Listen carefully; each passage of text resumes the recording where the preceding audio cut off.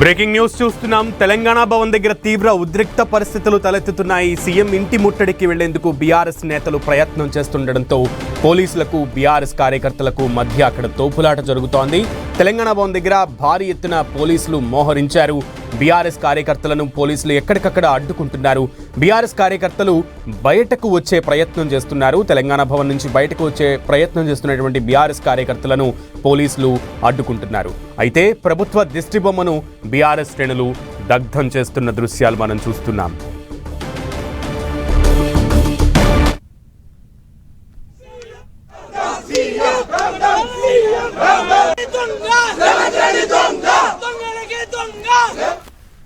తెలంగాణ భవన్ దగ్గర నుంచి మరింత సమాచారం మా ప్రతినిధి అజయ్ని అడిగి తెలుసుకుందాం. అజయ్, తాజా పరిస్థితి ఏంటి? తెలంగాణ భవన్ వద్ద ప్రజెంట్ సిచ్యువేషన్ ఎలా ఉంది? మనం చూడొచ్చు, దాదాపు కేసీఆర్ని ఇప్పటివరకు సిట్ విచారణ చేయబట్టి 2 గంటల పైన అవుతుంది. ఈ నేపథ్యంలో బీఆర్ఎస్ కార్యాలయంలో తెలంగాణ భవన్ వద్ద ఒక ఉద్రిక్త పరిస్థితి నెలకొన్నటువంటి పరిస్థితి కనబడుతుంది. పెద్ద ఎత్తున పోలీసులు మోహరించారు. బయటికి వెళ్లేందుకు బీఆర్ఎస్ శ్రేణులు ప్రయత్నం చేస్తున్నారు. వాళ్ళని అడ్డుకునే ఎందుకు పోలీసులు ప్రయత్నం చేయడం, ఇరు వర్గాల మధ్య తోపులాట, ఘర్షణ వాతావరణం నెలకొంది. ఈ నేపథ్యంలోనే కొంత ఉద్రిక్త పరిస్థితులు అయితే నెలకొన్నాయి. ఇప్పటికీ సీఎం రేవంత్ రెడ్డి దిష్టిబొమ్మను 2 సార్లు బీఆర్ఎస్ శ్రేణులు దగ్ధం చేసినటువంటి పరిస్థితి కనబడుతుంది. మనం చూడవచ్చు, ఒకవేళ రోడ్డుపైకి వెళ్తే అరెస్ట్ చేసేందుకు పోలీసులు కూడా సిద్ధమైనటువంటి పరిస్థితి మనకు కనబడుతుంది. ఎలాంటి నిరసనలు తెలియజేస్తే తెలంగాణ భవన్లోనే నిరసనలు తెలియాలి తప్ప రోడ్డు మీదకి వచ్చి ఎలాంటి నిరసనలు తెలపద్దంటూ కూడా అధికారులు చెప్పినటువంటి పరిస్థితి కనబడుతుంది. ఉన్నతాధికారుల సమక్షంలో ఏదైతే ఇక్కడ పోలీసుల భద్రత అనేది కొనసాగుతున్నటువంటి పరిస్థితి కనబడుతుంది. ఇప్పటికే 2 ఐపీఎస్లు ఇక్కడికి వచ్చి ఎలాంటి పరిస్థితులు ఉన్నాయి, భద్రత పరంగా అంశాలను కూడా పరిశీలించడం జరిగింది. తెలంగాణ భవన్కు సంబంధించి front gate and back gate 2 గేట్లలో కూడా పోలీసులు మోహరించి ఉన్నారు. ఎవరు కూడా బయటికి వచ్చి తెలంగాణ భవన్ నుండి బయటకు వచ్చి నిరసన తెలిపేందుకు ప్రయత్నం చేసే వాళ్ళను అడ్డుకొని అరెస్ట్ చేస్తున్నటువంటి పరిస్థితులు అయితే మనకు తెలంగాణ భవన్ వద్ద నెలకొన్నాయి. కేసీఆర్ని అక్రమంగా విచారణ చేస్తూ అక్రమంగా నోటీసులు ఇచ్చారు, వేధింపులకు గురి చేస్తూ సిట్టు విచారణ చేస్తున్నది బీఆర్ఎస్కు సంబంధించిన శ్రేణుల వాదనలు అయితే వినిపిస్తున్నారు. ఏదైతే నిన్న సిట్కు లేఖ రాసినటువంటి సందర్భంలో, కేసీఆర్ లేఖ రాసినటువంటి సందర్భంలో కూడా అనేక అంశాలను ఆయన ప్రస్తావించడం జరిగింది. ఏదైతే 65 ఏళ్లకు పైబడినటువంటి వ్యక్తులు ఎక్కడుంటే అక్కడికే వచ్చి నోటీసులు ఇవ్వాలని రాజ్యాంగంలో ఉన్నప్పటికీ వాటిని తుంగలో తొక్కారంటూ కూడా ఆయన ఆరోపణలు చేసినటువంటి సందర్భం అయితే కనబడుతుంది.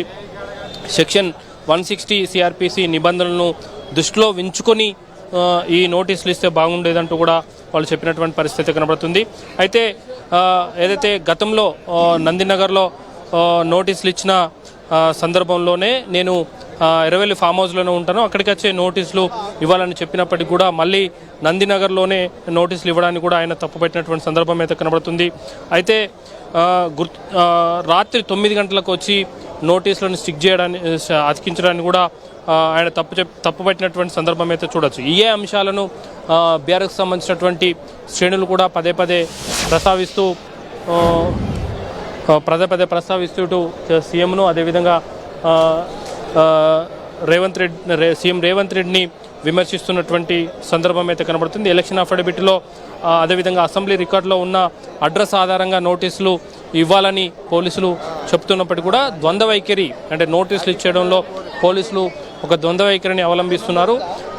అదే ఎలక్షన్ అఫిడవిట్లో అదేవిధంగా అసెంబ్లీలో ఉన్న అడ్రస్ అయితే హరీష్ రావు విషయంలో ఎందుకు సిద్దిపేటకు వెళ్ళి నోటీసులు ఇవ్వలేదు, హైదరాబాద్లో నోటీసులు ఇచ్చారనే అంశాన్ని కూడా బీఆర్ఎస్ నేతలు ప్రశ్నిస్తున్నారు. అంటే సిట్ అధికారులు ఒక ద్వంద్వ వైఖరిని అవలంబిస్తున్నారంటూ కూడా చెప్తున్నటువంటి సందర్భం అయితే కనబడుతుంది. అయితే చట్టాలను గౌరవించే వ్యక్తిగా, ఒక సీఎంగా పనిచేసిన వ్యక్తిగా, ఒక పౌరునిగా బాధ్యతాయుతంగా నేను సిట్ విచారణకు హాజరవుతానని చెప్పినటువంటి కేసీఆర్ ఈరోజు 3 గంటలకు సిట్ విచారణకు హాజరైనటువంటి పరిస్థితి కనబడుతుంది. నందినగర్లోని ఆయన ఇంట్లోనే సిట్ అధికారులు కేసీఆర్ను ప్రశ్నిస్తున్నటువంటి సందర్భం అయితే మనకు కనబడుతుంది. 3 గంటలకు అటు ఇటుగా ఈ సిట్ విచారణ ప్రారంభమైంది. ఇప్పటికీ దాదాపు 2 గంటల పైన అవుతుంది కేసీఆర్ను సిట్ అధికారులు ప్రశ్నించబట్టి. మనం చూడవచ్చు. ఇటు బీఆర్ఎస్ శ్రేణులంతా కూడా ఒక కేసీఆర్కు మద్దతుగా, అదేవిధంగా రేవంత్ రెడ్డికి వ్యతిరేకంగా నినాదాలు చేస్తున్నటువంటి సందర్భం అయితే కనబడుతుంది.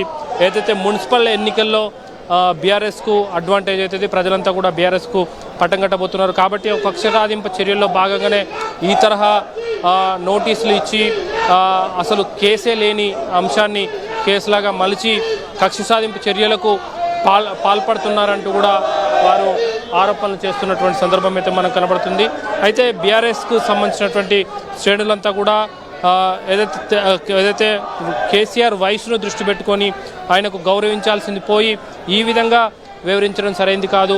ఒక కేంద్ర మంత్రిగా వివరించిన వ్యక్తి, ఒక రాష్ట్ర మంత్రిగా వివరించే రాష్ట్రానికి ముఖ్యమంత్రిగా ఉన్నటువంటి వ్యక్తిని ఈ తరహా వేధింపులకు పాల్పడడం సరైంది కాదు అంటూ కూడా వాళ్ళు బీఆర్ఎస్ సంబంధించినటువంటి శ్రేణులు అయితే ఆరోపణలు చేస్తున్నటువంటి సందర్భం కనబడుతుంది.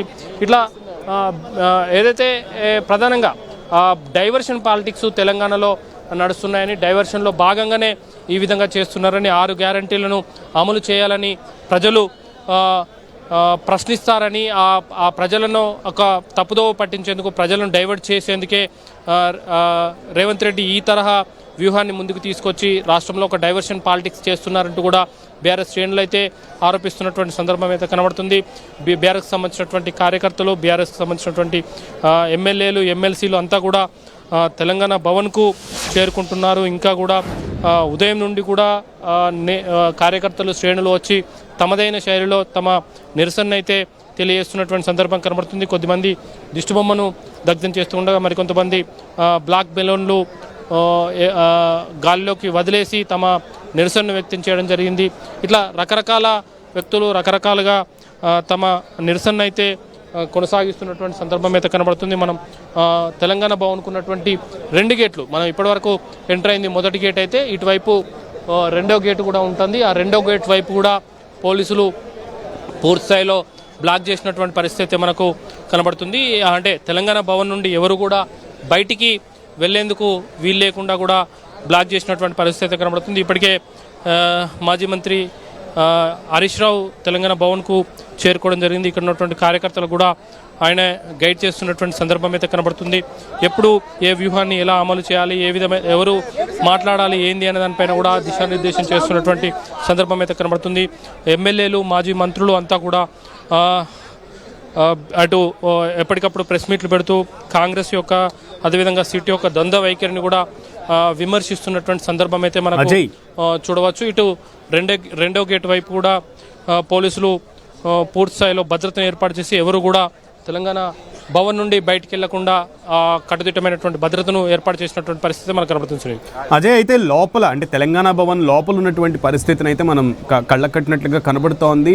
కార్యకర్తలందరూ కూడా ఆగ్రహావేశాలు వెళ్ళగక్కుతున్నటువంటి పరిస్థితి కనబడుతోంది. అయితే తెలంగాణ భవన్ చుట్టుప్రక్కల ప్రాంతాల్లో పరిస్థితి ఎట్లా ఉంది? బీఆర్ఎస్ శ్రేణులు అక్కడికి చేరుకోవడానికి పోలీసులు వెసులుబాటు కల్పిస్తున్నారా, లేదు ఎక్కడికక్కడ బీఆర్ఎస్ శ్రేణుల్ని అడ్డుకుంటున్నారా? బయట పరిస్థితి ఏంటి? మనం చూడవచ్చు బీఆర్ఎస్ భవన్కు చుట్టుపక్కల ప్రాంతాల్లో కూడా పోలీసులు పెద్ద ఎత్తున మోహరించి ఉన్నటువంటి పరిస్థితి మనకు కనబడుతుంది. ఎందుకంటే నందినగర్కు, ముఖ్యంగా కేసీఆర్ ఇంటి దగ్గరికి వచ్చేందుకే కార్యకర్తలు పెద్ద ఎత్తున మొగ్గు చూపుతున్నారు. అయితే అక్కడికి వెళ్ళనీయకుండా ఏదైతే బసవతారక నుండి పూర్తి స్థాయిలో డైవర్ట్ చేస్తున్నటువంటి పరిస్థితి ఉంది. ఆ డైవర్ట్ చేసిన కార్యకర్తలంతా కూడా తెలంగాణ భవన్కు చేరుకుంటున్నారు. అయితే తెలంగాణ భవన్కు వచ్చేందుకు ఎలాంటి ఇబ్బంది పెట్టకపోయినప్పటికీ కూడా తెలంగాణ భవన్కు వచ్చినటువంటి కార్యకర్తలు మాత్రం బయటికి వెళ్లేందుకు అనుమతించడం లేదు. మరీ ముఖ్యంగా చూసుకున్నట్లయితే మనం చూడవచ్చు, తెలంగాణ భవన్కు మనం బ్యాక్ గేట్ సైడ్ ఉన్నాం. బ్యాక్ గేట్ సైడ్ కూడా పెద్ద ఎత్తున పోలీసులు మోహరించినటువంటి పరిస్థితి మనకు కనబడుతుంది. ఎవరు కూడా ఎలాంటి అవాంఛనీయ ఘటనలకు దారి తీయకుండా ఏదైనా, ఎందుకంటే నిరసన తెలియజేసే కార్యక్రమంలో భాగంగా ఏదైనా వెహికల్స్ను డ్యామేజ్ చేయడం కానీ, లేదా ఏదైనా ఇంకా నిరసనలు, ఉద్రిక్త పరిస్థితులు లేదా నిరసనలు, ఇతర అవాంఛనీయ సంఘటనలు జరగకుండా అడ్డుకునేందుకు మాత్రం కార్యకర్తలను బయటికి వెళ్ళనివ్వడం లేదు, లోనికి వచ్చిన వాళ్ళను మాత్రం. అయితే బయట నుండి వచ్చే వాళ్ళను మాత్రం ఎలాంటి ఇబ్బంది పెట్టడం లేదని చెప్పుకోవచ్చు. కానీ బీఆర్ఎస్ భవన్ చుట్టూ మాత్రం పెద్ద ఎత్తున పోలీసులు ఉన్నటువంటి పరిస్థితి కనబడుతుంది. ఇటువైపు వచ్చేటువంటి ఏదైతే బీఆర్ఎస్ శ్రేణులు ఉంటారో కొంత ట్రాఫిక్ డైవర్షన్ అయితే చేస్తున్నారు. ఖచ్చితంగా కొంత తప్పించుకొని లోనికి వచ్చే వాళ్ళు మాత్రమే బీఆర్ఎస్ భవన్లోనికి వస్తున్నాడు. మెయిన్గా ఈ రూట్లలో కొన్ని వెహికల్స్ మాత్రమే అనుమతిస్తున్నటువంటి పరిస్థితి మనకు కనబడుతుంది. కాకపోతే పోలీసుల మోహరింపు అయితే ఎక్కువగా ఉన్నటువంటి పరిస్థితి కనబడుతుంది. మనం పూర్తిగా కూడా తెలంగాణ భవన్కు వెనకాల సైడ్లో ఉన్నాము. వెనకాల సైడ్లో కూడా ఇదే తరహా అంటే ఫ్రంట్ సైడ్లో పోలీసులు ఏ స్థాయిలో ఉన్నారో వెనకాల సైడ్లో కూడా అదే స్థాయిలో ఉన్నటువంటి పరిస్థితి మనకు కనబడుతుంది. ఏదైతే కేసీఆర్ను కక్ష సాధింపుల్లో భాగంగానే ఈ తరహా విధానంలో పోలీసులు వ్యవహరిస్తున్నారన్నదే వీరి యొక్క ప్రధాన ఆరోపణగా అయితే చెప్పుకోవచ్చు. కావాలని ఎక్కడైతే బీఆర్ఎస్కు ఎక్కువగా మున్సిపల్ ఎన్నికల్లో సీట్లు వస్తాయో ప్రజల ఆదరణ రోజు రోజుకు కేసీఆర్కు పెరుగుతుందో దాన్ని కట్టడి చేసేందుకు ఒక భయభ్రాంతులకు బీఆర్ఎస్ శ్రేణులను క్రియేట్ చేసేందుకు ఈ తరహా విధానాన్ని రేవంత్ సర్కార్ అవలంబిస్తుందన్నదే బీఆర్ఎస్ నేతల యొక్క ప్రధాన ఆరోపణగా అయితే మనకు కనబడుతుంది. అయితే ఈ ఏదైతే బీఆర్ఎస్కు సంబంధించినటువంటి శ్రేణులు ఒక నిరసనను మనం చూడవచ్చు. ఇక్కడ బయటికి వెళ్లేందుకు బీఆర్ఎస్ శ్రేణులు ప్రయత్నం చేస్తున్నారు. వాళ్ళందరినీ కూడా అడ్డుకున్నటువంటి పరిస్థితే మనకు కనబడుతుంది. ఇప్పటి వరకు లోనికి వెళ్లే వాళ్ళు ఎవరైనా ఉంటే లోనికి వెళ్ళనిస్తున్నారు, కానీ బయటకు వెళ్లేందుకు మాత్రం అనుమతి ఇవ్వడం లేదు అనేది మాత్రం స్పష్టంగా కనబడుతుంది. ఎలాంటి కార్యక్రమాలకు వాళ్ళు బయటికి వెళ్లేందుకు ఏ విధమైనటువంటి అవకాశాన్ని కూడా పోలీసులు ఇవ్వడం లేదనే చెప్పుకోవచ్చు.